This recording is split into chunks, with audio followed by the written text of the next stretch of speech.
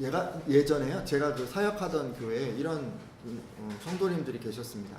그러니까 정말 교회에서 열심히 봉사하는 분들이에요. 여러모로 헌신하는 그런 분들이셨습니다.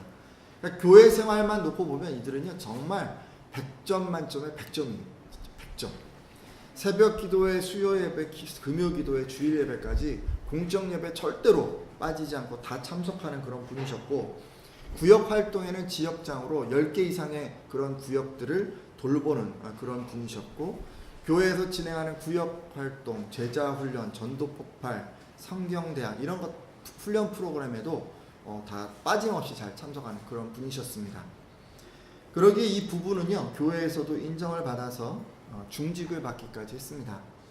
하지만 유독 한 가지 자녀들의 교육 문제에 대해서는 그러지 못했습니다.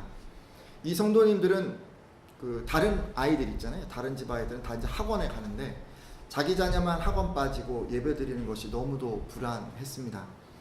그러면 좋은 성적을 못 받을 것이 분명했기 때문이죠. 시험 기간에 그렇잖아요.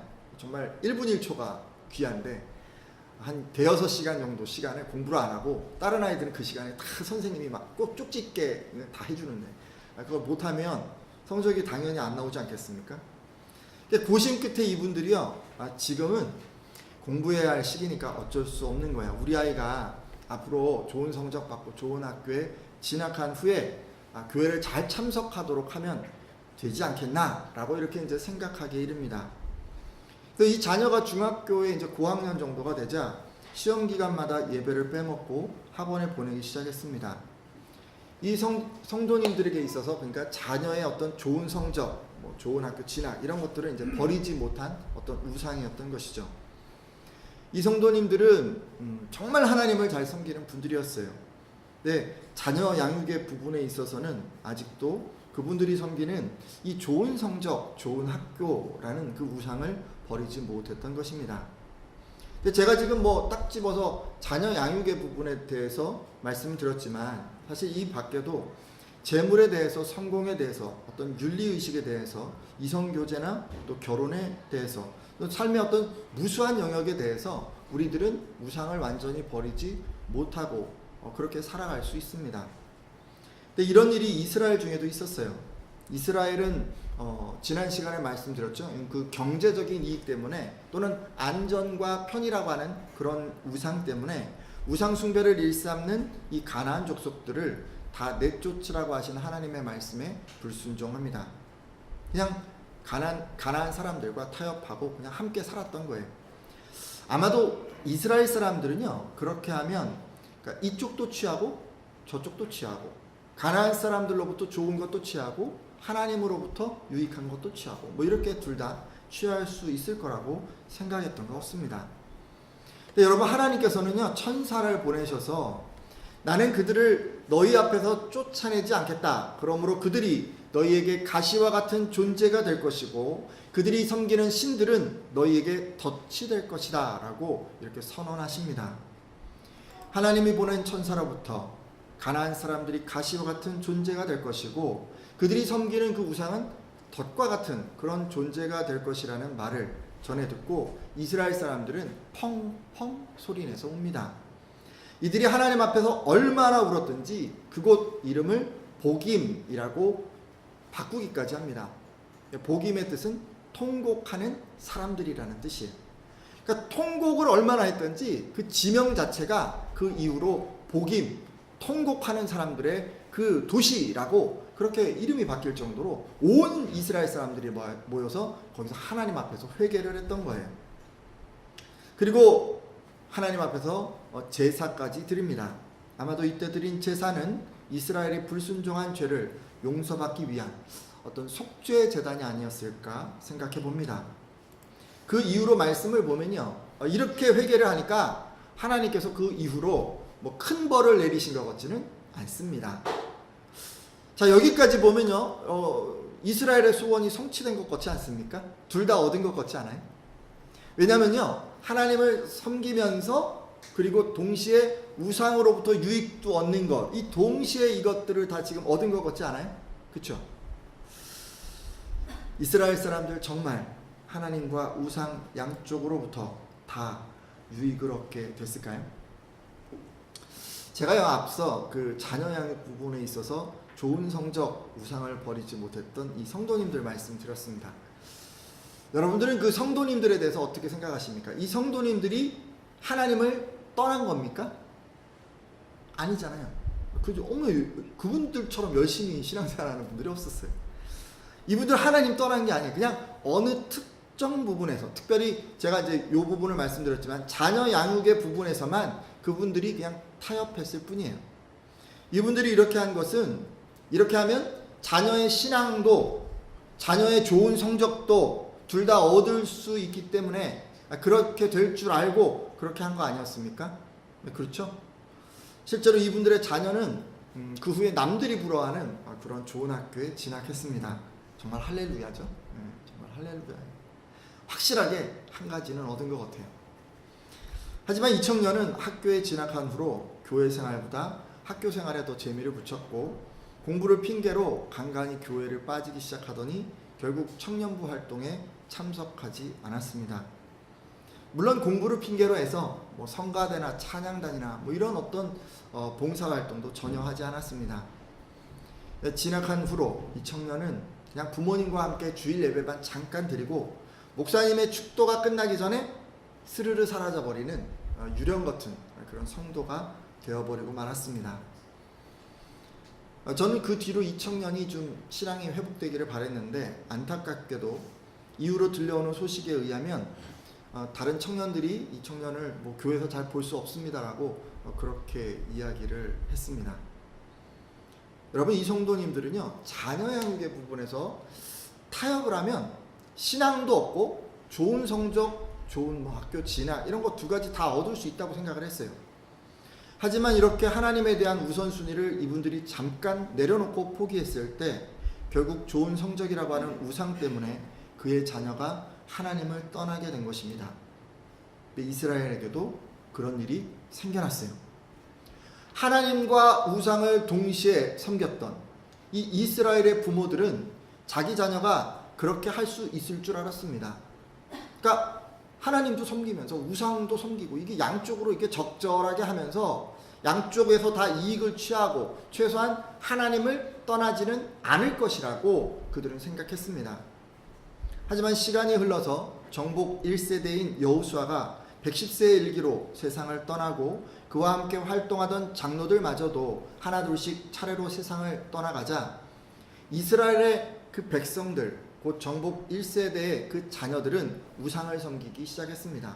사사기 2장 13절 말씀인데요. 같이 한번 읽어볼까요? 시작. 곧 그들이 여호와를 버리고 바알과 아스타롯을 섬겼으므로. 아멘. 자, 여기서 그들이 누구죠? 이스라엘 사람 중에 지금 정복 1세대의 그 자녀들, 그러니까 정복 2세대 사람들을 일컫는 것 아니겠습니까? 하나님을 체험하고 그분만 철저히 섬기던 그 이스라엘의 지도자들이 다 세상을 뜨게 되자 그들의 자녀들은 이스라엘 민족을 이집트에서 인도해내신 그들 조상의 하나님을 저버렸습니다. 그리고 하나님 앞에서 악을 행했을 뿐 아니라 그 주변에 있는 가나안 민족들의 신들, 곧 바알과 아스다롯을 섬겼습니다.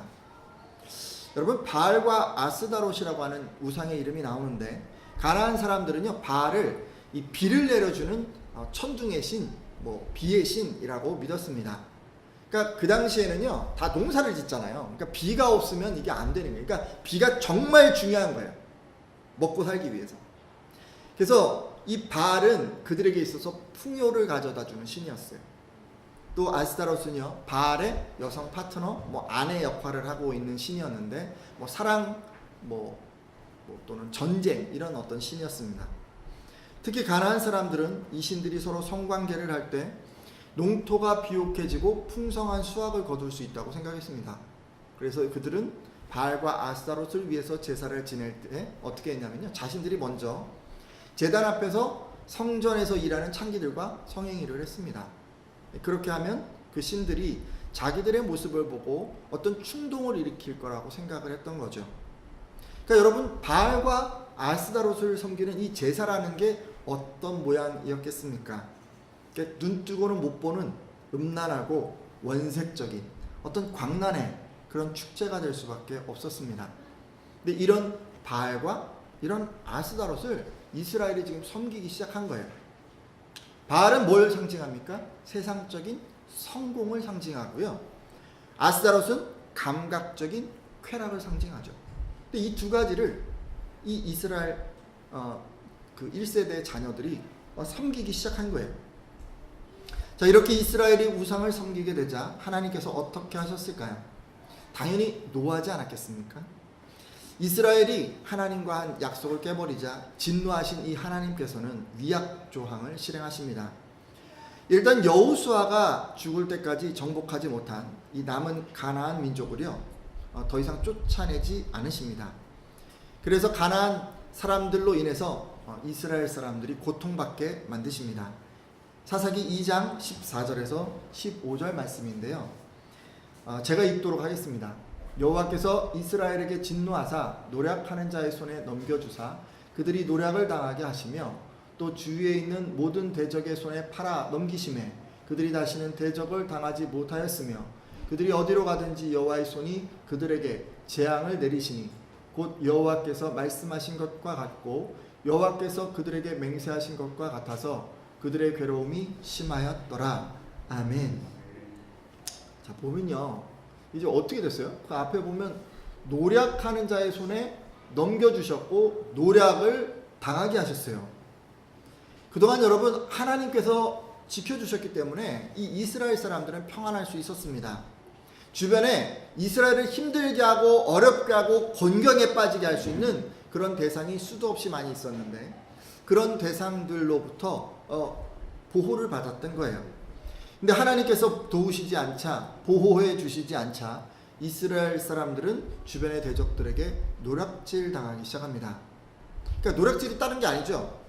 이스라엘의 소유를 뺏어가기 시작한 거예요. 이로 인해서 이스라엘은 열심히 일해도 그에 상응하는 소산을 얻을 수 없었습니다. 여러분 그런 거예요. 열심히 일하고 열심히 뭔가 하는데 돌아보면 모여있는 게 없는 거예요. 이리저리로 빠져나가는 게 너무 많은 거예요. 갑자기 누가 아프다든지 갑자기 무슨 일이 생긴다든지 그런 식으로 지금 문제가 계속 생겨서 뭔가 소산이 모여지지 않는 거예요. 이스라엘은 어떻게 하면 이 가나안 족속들에게 자기 곡식을 뺏기지 않을까 늘 노심초사하면서 그렇게 살아갔습니다. 경제적으로, 심리적으로 고통받기 시작한 것입니다. 또 여러분 이스라엘이 우상을 섬기자 하나님께서는요 그 뒤에 보면 이런 얘기가 있어요. 팔아 넘기심에 대적을 당하지 못하였으며 이런 얘기가 있어요. 대적에게 지금 진 거예요. 패배한 거예요. 그리스도의 승리는 누구로 말미암습니까? 하나님으로부터 말미암습니다. 우리는 예수 그리스도 때문에 세상에서 승리하는 것입니다. 우리가 갖는 승리는 세상 사람들의 승리랑 좀 달라요. 세상 사람들은 승리하려면 열심히 해야 되고 그 다음에 세상 사람들이 생각하는 어떤 인간적인 방법을 사용해야 돼요. 근데 그리스도인 그렇지가 않아요. 열심히 하는 건 똑같지만 하나님의 방법대로 살아서 우리는 승리합니다. 믿으십니까? 우리 안에 있는 승리는 실력이나 행운이나 도움으로 인한 게 아니에요. 하나님의 능력으로 말미암는 거예요. 근데 하나님이 지금 도우시지 않자 이스라엘은 대적의 손에 패배하기 시작합니다. 성공과 풍요를 위해서 바알과 이 아스타롯을 섬기고 있는데도 그들의 삶에는 뭐가 가득했어요? 그 뒤에 보면 여호와의 손이 그들에게 재앙을 내리시니 라고 합니다. 괴로움이 심하였더라 라고 말합니다. 지금 이 괴로움과 이 재앙은 어디서부터 오는 거예요? 하나님으로부터. 예수를 믿는 사람들이 그러니까 한 가지 알아야 될 게 있어요. 안 믿으면 이게 안 와요. 안 믿으면 하나님으로부터 재앙이 오지 않아요. 근데 믿었는데 제대로 하지 않으면 재앙이 오는 거예요. 이게 정말 두려운 거예요. 따라서 여러분 예수 믿으려면 정말 제대로 믿었으면 좋겠습니다. 그래서 우리 복 주신다는 그 복 있잖아요. 다 받으셨으면 좋겠어요.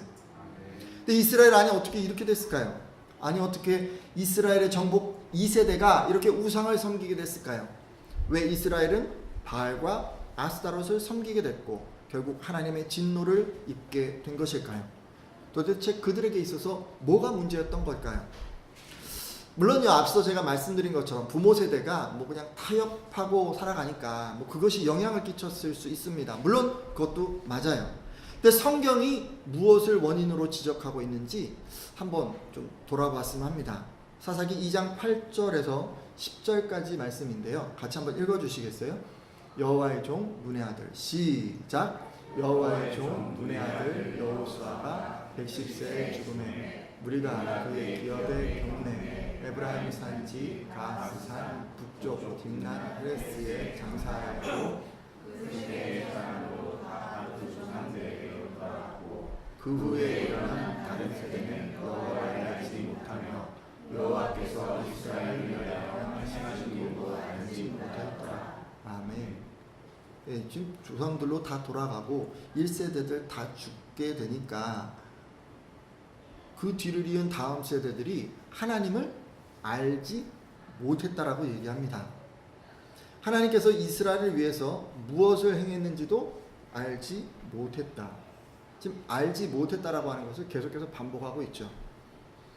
여호수아를 비롯한 정복 1세대가 그들의 자녀들인 정복 2세대들에게 하나님을 제대로 가르쳐 주지 못했던 것입니다.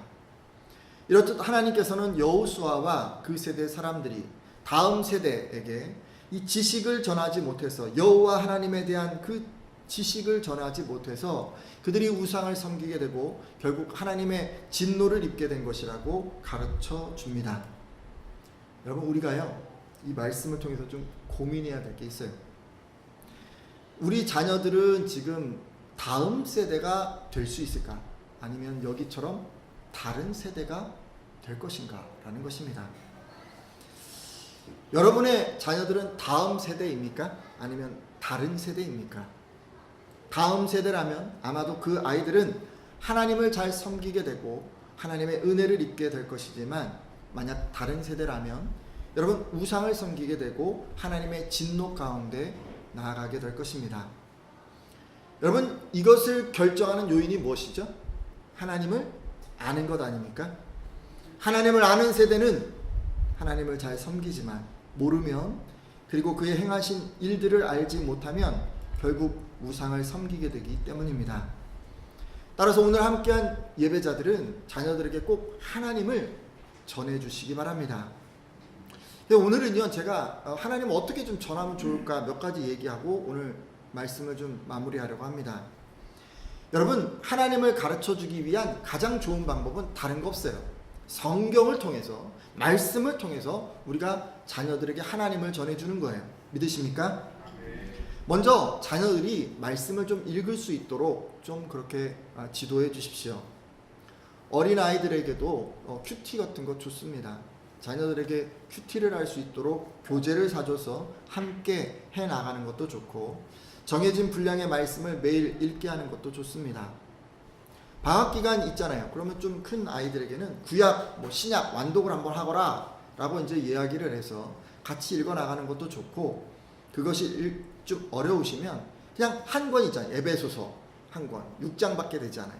이거를 너랑 나랑 한번 이번 여름방학 때 읽어보자 라고 해서 그렇게 읽어보는 것도 좋습니다. 이번 방학에 이제 에녹이도 있고 온유도 있고 병찬이, 서연이, 라임이 다 이제 있잖아요. 이제 이런 아이들은 성경을 좀 읽을 수 있도록 가이드해 주셨으면 좋겠습니다. 에녹이 정도 되면은 쉬운 성경 읽으면 딱 좋을 것 같고, 온유나 병찬이는 교회에 있는 그 만화로 된 성경이 있어요. 그걸 좀 요즘 병찬이가 열심히 읽더라고요. 보니까 한 권을 그냥 거의 앉은 자리에서 그냥 일어나지도 않고 한 권을 다 읽더라고요. 그러니까 병찬이 정도 되니까 만화 성경이 좀 적당한 것 같아요. 서연이나 라임은 조금 어려울 수 있는데 성경 이야기책 같은 것들을 좀 읽히는 게 좋을 것 같습니다. 그러니까 하나님이 어떤 분인지 이제 아이들이 이제 읽었잖아요. 그냥 읽고 그냥 내비두시지 말고 좀 같이 한번 이야기를 해보세요. 하나님을 가르쳐 준다고 하니까 좀 막연하죠. 일단 성경을 읽게 한 다음에 거기서 하나님이 어떤 분인 것 같냐고 좀 물어봐 주세요. 예를 들면 여러분, 다윗과 골리앗 이야기를 우리가 아이가 읽었다고 생각해 보겠습니다. 근데 다른 사람들 막 다 떨고 있잖아요. 근데 다윗이 탁 나가서 이렇게 골리앗을 무찌르는 것을 이제 아이가 읽었는데, 너는 하나님께서 어떤 사람을 사랑한다고 생각하니? 라고 이렇게 물어보세요. 다윗은 왜 이렇게 했다고 너는 생각하니? 라고 물어보세요. 다른 사람들은 왜 저렇게 두려워 떨고 있었니? 라고 그렇게 하나하나 물어보세요. 아이들의 생각을 한번 들어보세요. 그리고 하나님께서 행하신 일도 좀 가르쳐 주세요. 다윗이 던진 돌이 골리앗의 이마에 맞았는데 그것이 바로 하나님께서 행하신 것이란다 라고 정확하게 무엇이 하나님께서 행하신 것인지를 가르쳐 주세요.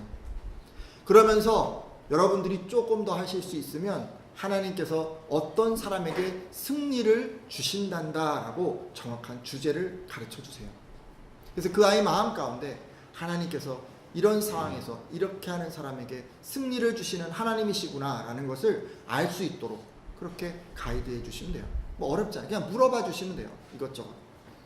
어떤 본문에서든지 하나님의 어떠하심에 대해서 그 아이들이 그냥 단순히 재밌는 이야기로 끝나는 것이 아니라 그 이야기 속에서 하나님이 어떤 분이시고 무엇을 하셨는지 이 두 가지를 꼭 가르쳐 주시란 말씀입니다. 자, 그리고요, 여러분, 성경 말씀 말고도 좀 우리가 보조교재로 활용할 수 있는 것들도 있어요. 뭐 경건서적 같은 거 활용할 수 있어요. 한 권의 책은 한 사람의 인생을 바꾼다고 얘기하지 않습니까? 여러분, 동서고금을 막론하고 자신의 분야에서 남보다 뛰어난 성과를 낸 그런 사람들 중에는요, 책에 영향을 받은 사람들이 참 많습니다. 그들은 책을 통해서 그 책을 삶의 지침으로 삼기도 하고 사상의 중심으로 여기기도 하고 때로는 평생의 꿈을 갖는 동인으로 삼기도 했습니다. 실제로 여러분 2차 대전, 세계대전을 연합군의 승리로 이끌었던 그 영국 수상 처칠은 로마 제국 쇠망사라는 책이 그의 인생의 가이드가 되었습니다. 조선 개국의 1등 공신으로 500년 왕업의 기틀을 다진 정도전이라는 사람에게는 맹자라는 책이 그 삶을 이끌어 갔습니다. 여러분 엘고어라고 아시죠? 미국 부통령, 지금은 환경운동가로 활동하고 있는데 이분은 침묵의 봄이라고 하는 책을 읽고 그 삶의 방향을 잡았습니다. 여러분 이렇게 책이 아이들에게 절대적인 영향을 끼칠 수가 있어요. 좋은 책은 아이들의 인생을 바꿀 수 있습니다. 여러분 한 권의 경건서적을 여러분들이 잘 선정해서 그 아이에게 읽힐 때 단 한 권의 책으로 그 아이가 하나님을 영접하고 하나님을 알게 되고 하나님이 주시는 그 축복 가운데 나아가게 될 수 있습니다. 특별히 예수 그리스도가 자녀들의 인생을 인도해 가도록 하기 위해서 여러분들이 경건서적에 좀 관심을 기울였으면 좋겠습니다. 특별히 지금 뭐 청소년기에 있는 초등학교 4학년 정도만 돼도 5학년, 6학년 또 지금 중학교, 지금 저희 교회는 세 친구가 있죠. 그런 친구들은 이런 책들이 되게 도움이 많이 돼요. 그래서 부모님들이 어떤 책을 읽으면 좋을까? 방학 기간에 그냥 한 권만 읽어도 충분합니다. 그래서 그런 책을 읽힐 수 있도록 좀 그렇게 해주시고, 뭐 여러분들 이제 골라보시고 또 저한테 또 상의하시면 또 제가 또 가이드 해드리겠습니다. 끝으로 한 가지만 더 말씀드리면, 여러분 좀 어려운 얘기인데 삶을 통해서 가르쳐줘야 돼요. 삶을 통해서. 그러니까 부모님의 삶의 모습을 통해서 자녀들에게 가르쳐줘야 할 것이 있습니다. 자녀들은 성경 또 경건서적뿐 아니라 부모님으로부터 신앙을 배웁니다. 따라서 여러분의 삶으로 하나님께서 어떤 분이신지 좀 가르쳐 주십시오. 제가 이제 이렇게 성도님들이 신앙을 가르쳐 주세요 라고 이렇게 얘기를 하면 좀 오해하시는 분들이 있어요. 그러니까 신앙 가르친다는 거를 종교생활, 그걸 가르치는 것으로 오해하는 분들이 있다는 말씀입니다. 이런 오해를 가진 분들은 어린 자녀들에게 어떻게 가르치냐면 엄격하게 예배 우선순위를 가르쳐요. 옷을 어떻게 입어야 되고, 예배 몇 시에 와야 되고, 예배 꼭 드려야 되고, 교회 봉사 이런 거 해야 되고, 헌금은 어떻게 해야 되고, 뭐 이런 거 있잖아요. 기본적인 거. 그런 것들을 정말 중요하게 가르치세요. 여러분 중요하긴 해요. 가르쳐 주셔야 돼요. 그거 모르면 안 돼요. 근데 그게 신앙은 아니에요. 여러분 그게 신앙이 아니에요. 부모님이 그걸 잘 아이들이 한다고 해서 우리 아이가 신앙이 정말 좋구나 이렇게 생각하시면 안 돼요. 종교생활을 가르친다고 해서, 종교생활을 잘한다고 해서 그 자녀가 지금 신앙이 좋은 게 아닙니다. 여러분 이렇게 가르치시면요 지금 여호수아 시대의 사람들하고 똑같이 하시는 거예요. 이스라엘 사람들은 자녀에게 제사 드리는 것을 잘 가르치면, 율법을 잘 가르치면 자녀들이 하나님을 잘 섬길 거라고 생각했습니다. 물론 그들 세대가 살아서 자녀들 앞에 권위가 세워져 있는 동안에는 그랬습니다. 부모 세대가 살아있는 동안, 그들의 가르침을 받아서 하나님을 섬기는 동안에는 그랬습니다. 그들의 자녀는 제사를 잘 드렸고 절기도 지켰고 율법도 엄수했습니다. 겉으로 보기에 아무런 문제가 없어 보였습니다. 하지만 부모의 권위가 사라지고 자녀들이 신을 선택해야 하는 그런 때가 됐을 때 그들은 다 떠나갔습니다. 여러분, 우리 자녀가 다를 수 있을까요? 여러분, 우리 자녀도 똑같아요. 여러분을 따라서 교회 잘 출석하는 것을 보면서 여러분이 안 계실 때에도 그 자녀들이 하나님을 잘 섬길 거라고 그렇게 생각하시면 안 됩니다. 여러분, 그러면 오산입니다. 종교 생활로 뭘 해야 되고 안 해야 되고 뭐 이거 하면 칭찬받고 이런 걸로 신앙 배운 자녀들은 여러분의 권위가 사라지면 하나님을 떠나갈 수도 있습니다. 따라서 종교 생활로 신앙을 가르치려 하지 말고 삶으로 신앙을 가르치십시오. 삶으로 가르쳐야 된다고 이제 얘기하면 좀 이것도 막연하죠. 여러분, 신앙은 다른 게 아닙니다. 하나님을 사랑하고 그분에게 순종하는 게 신앙이에요. 뭐라고요? 하나님을 사랑하고 그분의 말씀에 순종하는 게, 그게 신앙이에요. 하나님을 사랑하기 때문에 여러분, 그분의 말씀에 순종해서 예의를 지키지 않는 사람이 있어요, 여러분 주변에. 근데 그런 상대방에게도 끝까지 내가 어떻게 하면 저 사람에게 내가 예의를 끝까지 지킬 수 있을까? 여러분은 너무 해코지하고 힘들게 하고 마음을 찢어놓는 그런 사람이 있어요. 당연히 미워해야 될 사람이에요. 근데 여러분이 그들을 축복하며 기도하는 거예요. 다른 사람들 아무도 여러분을 배려해주지 않지만, 그렇지만 먼저 나서서 다른 사람들을 배려하고 섬기고, 여러분 가진 것이 많이 있어서 자랑할 수 있지만, 그렇지만 그런 것이 없는 사람을 배려해서 절제하고 무시하지 않고, 타인의 결정을 보고도 험담하지 않고, 어떤 경우에도 쉽게 성내지 않고, 남들이 무시하는 힘든 상황에도 신앙을 지켜내고 항상 검소하고 절제하는 그런 삶의 모습. 여러분, 제가 짧게 몇 가지 말씀드렸죠. 이거 말고도 수도 없이 많아요. 그죠? 우리가 하나님을 믿기 때문에 해야 되는 일들은 너무나도 많아요.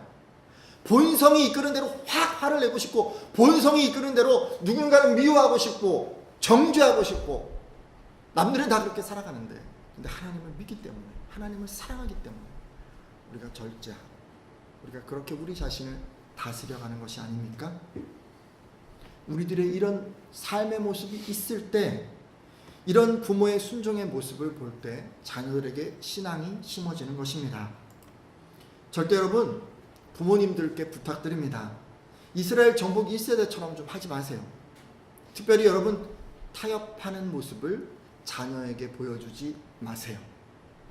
단 한 번도 보여주지 마세요.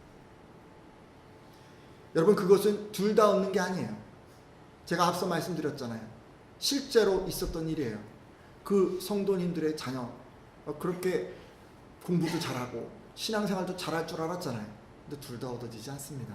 여러분, 그렇게 하면요, 자녀가 하나님을 떠나게 되는 지름길이에요. 예수님께서는 그러셨잖아요. 한 사람이 두 주인을 섬길 수 없다고 하지 않았습니까? 여러분, 부모가 두 주인을 섬길 수 있다고 생각해서 자꾸 이렇게 하는 거예요. 좋은 결실을 맺을 수 없습니다. 여러분, 이제 말씀을 좀 붙들고 기도하려고 합니다. 오늘 함께한 예배자들 가운데 혹시요, 타협하면 하나님이 주는 그런 유익, 우상이 주는 그런 유익 다 얻을 수 있다라고 막연하게 생각한 분이 있다면 돌이켜 주십시오. 당장은 그렇게 보일지 모르지만 그것을 보고 자란 여러분의 자녀는 결국 하나님을 떠나게 될 것이기 때문입니다. 그리고 방금 말씀드린 것처럼 자녀들에게 하나님을 잘 가르쳐 주십시오. 성경 말씀, 경건서적 꼭 이번 여름방학 전에 준비하셔서 함께 좀 읽어주시고, 타협하지 않는 그런 순종의 모습으로 자녀에게 믿음의 본이 되어주시는 여러분들이 다 되어주셨으면 좋겠습니다.